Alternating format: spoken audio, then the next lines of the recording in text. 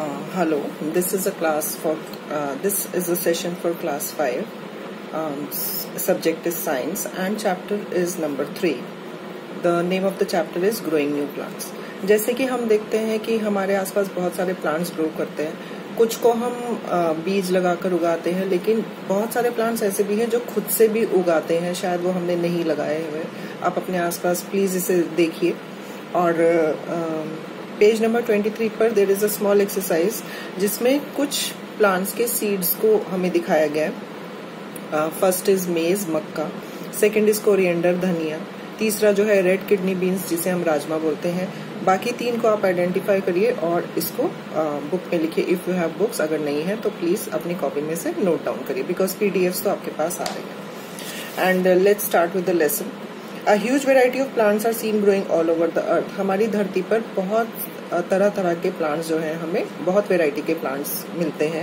Like all the other living things, plants also need to produce more of their own kind to sustain their existence on the planet. The process of reproducing more of one's kind is known as reproduction.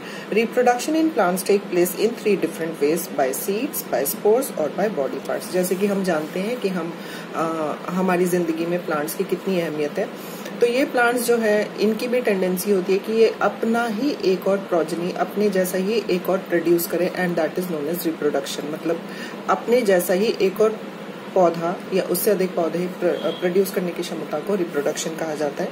Reproduction जो है वो मतलब replicas जो है वो 3 तरह से हो सकती है: बाय सीड्स, सीड्स से, स्पोर्स से और बाय बॉडी पार्ट से। अब हम पढ़ेंगे इन तीनों के बारे में explanation.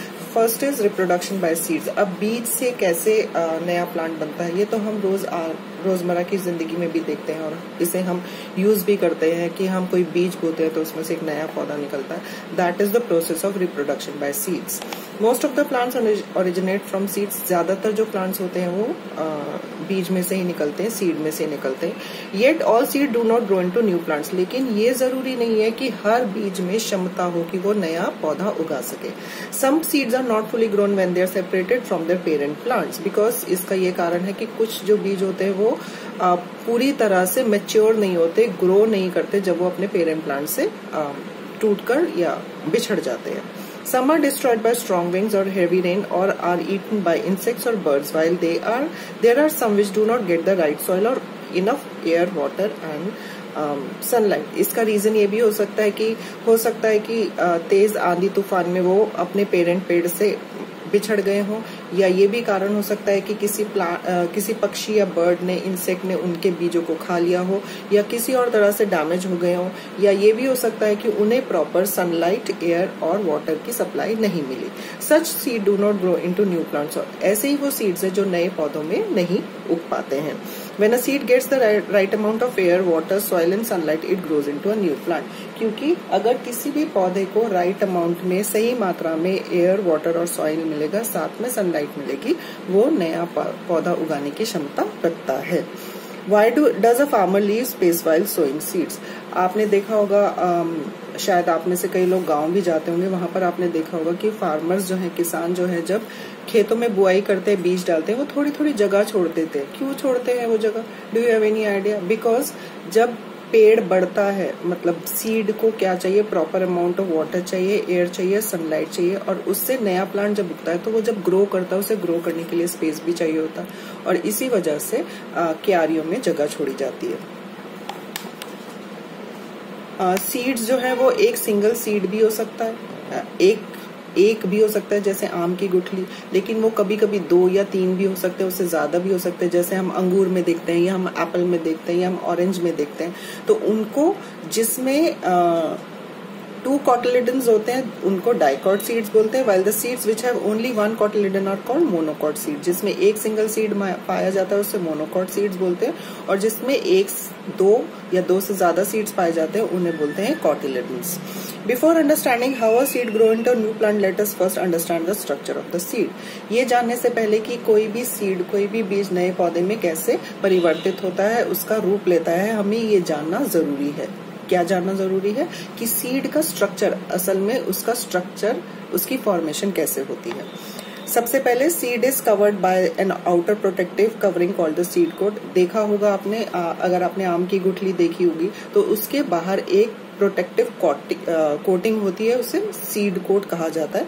It's main function is to protect the seed. इसका काम क्या होता है कि वो सीड को प्रोटेक्ट करता है।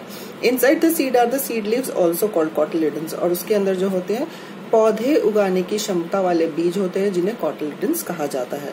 Cotyledons store food for the baby plant. Inside the cotyledon is the baby plant embryo. और ये कॉटिलिडन्स में क्या होता है, स्टोर्ड फूड होता है। फूड किसके लिए स्टोर होता है, जब बीज जो है नए पौधे का रूप लेता है या बेबी प्लांट बनता है, और उसके अंदर होता है embryo. This baby plant has a tiny shoot called plumule and a tiny root called radicle. और उसमें एक छोटी सी शूट होती है और एक रूट भी होती है, जड़ भी होती है, जिन्हें प्लूम्यूल और रेडिकल कहा जाता है। जहां आप ये जो स्ट्रक्चर ऑफ द सीड है पेज नंबर 24 पर आप देखिए, ये आम की ही गुठली है। सीड कोट है, कॉटिलिडन है, then there is a plumule, small shoot, और जहां पर रूट है that place is called radicle. How a seed grows into a new plant. अब ये सीड जो है वो नए प्लांट में कैसे परिवर्तित होता है। The process of growing a seed into a seedling is called germination. इस प्रोसेस को कहा जाता है, जिस प्रोसेस से एक सीड से नया पौधा बनता है उसे जर्मिनेशन कहा जाता है। Seed remain inactive until the condition are favourable for germination. ऐसा ही नहीं है कि आप कोई भी सीड लगा देंगे वो उग जाएगा, उसको उसके लिए क्या चाहिए होता है, फेवरेबल कंडीशंस चाहिए होते हैं। सिर्फ प्रॉपर अमाउंट ऑफ सनलाइट चाहिए, प्रॉपर अमाउंट ऑफ वाटर चाहिए, प्रॉपर अमाउंट ऑफ एयर चाहिए। अगर ये तीनों चीजें उसको मिलती हैं तो वो नए प्लांट में डेवलप होता है। A seed goes through a number of stages to develop into a seedling। एक बीज जो है वो सीडलिंग या छोटा पौधा बनने में कौन से स्टेप्स लेता है। सबसे पहला क्या करता है, the seed absorb water and soil until the coat become smooth. Seed जो है सबसे पहले पानी को ऑब्जर्व करता है, अपने अंदर सोखता है, और उसके जो कोट है वो एकदम स्मूथ हो जाता है। उसकी जो बाहर की परत है जिसे हम सीड कोट कहते हैं वो एकदम स्मूथ हो जाता है। The cells of the embryo start dividing and multiplying as they gets water, air, sunlight and nutrients. और इसके साथ साथ जब वो उसका जो सीड कोट है वो स्मूथ हो जाता है, एम्ब्रियो जो उसके अंदर होता है, छोटा पौधा जो होता है उसके अंदर, वो डिवाइड होना शुरू हो जाता है, उसके सेल्स मल्टीप्लाई होने शुरू हो जाते हैं क्योंकि उसे फेवरेबल कंडीशंस मिलती हैं, and it gets water, air and sunlight and other nutrients. As a result of the embryo inside the seed grows in size. और एम्ब्रियो के अंदर जो सीड होता है इसके रिजल्ट के कारण बढ़ने लगता है। This result in breaking of the seed coat. और इसी बढ़त की वजह से, इसी ग्रोथ की वजह से जो सीड कोट है वो ब्रेक हो जाता है, फट जाता है, टूट जाता है। The radical starts growing in the downward direction. Radical क्या होता है, रेडिकल जहां से रूट का पार्ट होता है, अब वो डाउनवर्ड नीचे, क्योंकि रूट हमेशा नीचे की तरफ ग्रो करती है, ज्यादातर प्लांट्स में नीचे की तरफ ग्रो करती है ताकि वो जमीन से न्यूट्रिएंट्स, वाटर की सप्लाई को ऑब्जर्व कर सके। अब वो उगना शुरू हो जाती है डाउनवर्ड डायरेक्शन, नीचे की डायरेक्शन में। Then the plumule begins to grow in the upward direction. और प्लूम्यूल होता है शूट का एरिया जहां से उसकी स्टेम बनती है और वो ऊपर की तरफ बढ़ना शुरू हो जाता है, जैसे कि आप यहाँ पर पिक्चर में भी देख सकते हैं स्टेजेस ऑफ जर्मिनेशन में। Then the plumule begins to grow in the upward direction. The cotyledons provide food to the embryo. जो cotyledons होते हैं उसके अंदर जो बीज होते हैं वो क्या करते हैं, उसको फूड प्रोवाइड करते हैं बेबी प्लांट को।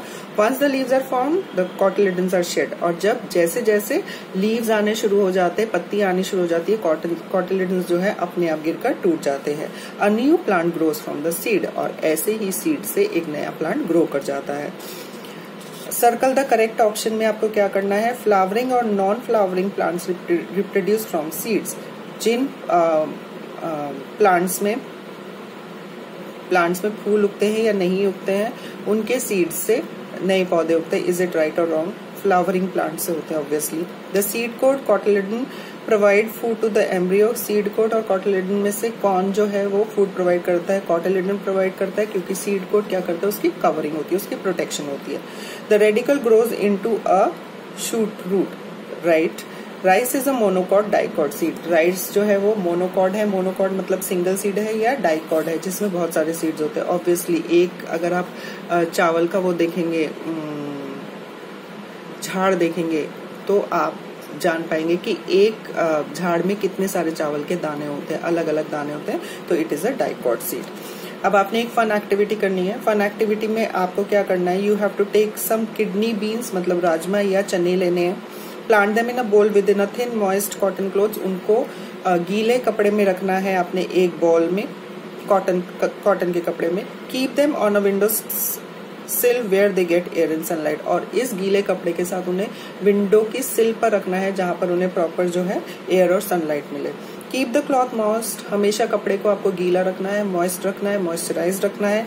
You will observe that the radicle grows first and then the plumule. अब आप क्या देखेंगे कि पहले जो है वो रेडिकल बना और उसके बाद बना प्लूम्यूल, मतलब पहले शूट बनी, क्योंकि शूट ही जब धरती के अंदर जाती है और न्यूट्रिएंट्स लेती है तभी नया पौधा जो है लीव्स के रूप में डेवलप होता है। ये फन एक्टिविटी आपको करनी है, मजेदार है, आप करिए इसे, बहुत मजा आएगा आपको। And next is dispersal of food, seeds. अभी तो हमने देखा कि नया प्लांट्स किससे बनता है, सीड से बन सकता है। और किससे बन सकता है, डिस्पर्सल ऑफ सीड से। जैसे जो सीड्स होते हैं वो हवा से या तेज आंधी से अपने प्लांट से सेपरेट होकर उड़ जाते हैं, अपने पेरेंट प्लांट से उड़ जाते हैं, and that process is called dispersal of seeds. अब जो ये डिस्पर्सल ऑफ सीड्स है उसके अलग अलग तरह के नेचुरल एजेंट्स होते हैं जिससे वो फैल सकते हैं। पहला तो है विंड, विंड माने हवा।